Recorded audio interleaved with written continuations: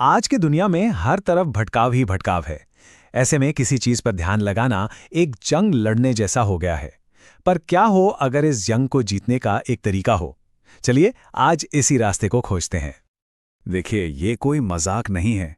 हमारे ध्यान के लिए ना सच में एक जंग छिड़ी हुई है। और कड़वा सच तो ये है कि हम इस जंग में हार रहे हैं।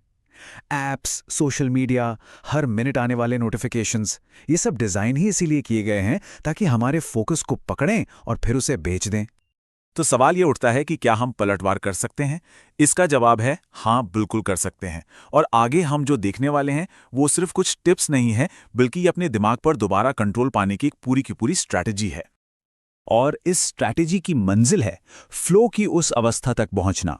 यह हमारे दिमाग की वो सबसे बेहतरीन स्टेट है जहां हम सबसे अच्छा महसूस करते हैं और अपना बेस्ट परफॉर्म करते हैं।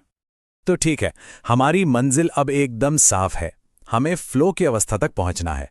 इस मंजिल के दो सबसे जरूरी पड़ाव हैं। एक है डीप वर्क और दूसरा है खुद फ्लो को गहराई से समझना। आइए एक एक करके दोनों को जानते हैं। तो पहला पड़ाव है डीप वर्क। ये कॉन्सेप्ट कैल न्यूपोर्ट का है। इसका सीधा सा मतलब है बिना किसी भटकाव के पूरी तरह डूबकर काम करना। इतना डूब जाना कि हमारी दिमागी क्षमताएं अपनी हद तक पहुंच जाएं। इसी तरह के काम से कुछ नया बनता है, हमारी स्किल बेहतर होती है और हम कुछ ऐसा कर पाते हैं जिसकी नकल करना भी मुश्किल हो। और हमारा दूसरा पड़ाव है फ्लो को समझना। ये एक साइकोलॉजिकल स्टेट है जिसके बारे में हमें मिहाई चिक्सेंटमिहाई ने बताया था। पता है, वो उन कलाकारों को देखकर हैरान थे जो अपने काम में इतने खो जाते थे कि खाना पीना तक भूल जाते थे। बस यही तो फ्लो है, किसी काम में पूरी तरह खो जाने का वो जादुई एहसास, जहां वक्त का पता ही नहीं चलता और मुश्किल से मुश्किल काम भी आसान लगने लगता है। जरा सोचिए, फोकस इतना गहरा कि आसपास क्या हो रहा है इसका कोई होश नहीं। मन में एक अलग ही खुशी की लहर और जबरदस्त क्लैरिटी। आपको पता है कि ये काम हो सकता है। घंटे मिनटों की तरह गुजर रहे हैं और जो काम हो रहा है वो अपने आप में ही एक इनाम जैसा लग रहा है। बस यही है फ्लो का अनुभव। तो अब सवाल ये है कि डीप वर्क और फ्लो की इस मंजिल तक पहुंचे कैसे? इसके लिए हमारे पास एक नक्शा है, टिम फेरिस का डीएसएस लर्निंग फ्रेमवर्क। डीएसएसएस में 4 स्टेप्स हैं। पहला डीकंस्ट्रक्शन, यानी किसी भी स्किल को तोड़ना। दूसरा सिलेक्शन, यानी जरूरी हिस्सों को चुनना। तीसरा सीक्वेंसिंग, यानी उन्हें सही क्रम में लगाना। और चौथा स्टेक्स, यानी कुछ दांव पर लगाना। चलिए एक एक करके इन्हें समझते हैं। तो पहला कदम डीकंस्ट्रक्शन। एक पुरानी कहावत है, एक हाथी को कैसे खा सकते हैं? एक एक निवाला करके। बिल्कुल वैसे ही हमें किसी भी स्किल को छोटे छोटे सीखने लायक हिस्सों में तोड़ना होता है। जैसे एक्सेस ऑफ ऑसम बैंड ने दिखाया था कि दुनिया के सैकड़ों हिट गाने असल में सिर्फ 4 कॉर्ड से बने हैं। दूसरा है सिलेक्शन, जो 80-20 नियम पर काम करता है। मतलब हमें उन 20% चीजों पर फोकस करना है जो हमें 80% नतीजे देंगी। जैसे कोई नई भाषा सीखने के लिए ग्रामर के हर नियम को रटने के बजाय सबसे ज्यादा इस्तेमाल होने वाले कुछ 100 शब्द सीख लेना। इसके बाद आता है सीक्वेंसिंग। मतलब सीखने के लिए जो छोटे छोटे हिस्से हमने बनाए हैं उन्हें एक सही लॉजिकल क्रम में लगाना। अगर क्रम गलत हो गया तो शुरुआत में ही नाकामी हाथ लगेगी। टिम फेरिस ने तैराकी सीखते हुए यही किया था। सांस लेने की मुश्किल टेक्निक सीखने से पहले उन्होंने सिर्फ पानी पर ग्लाइड करना और खड़ा होना सीखा। और आखिर में है स्टेक्स, यानी दांव।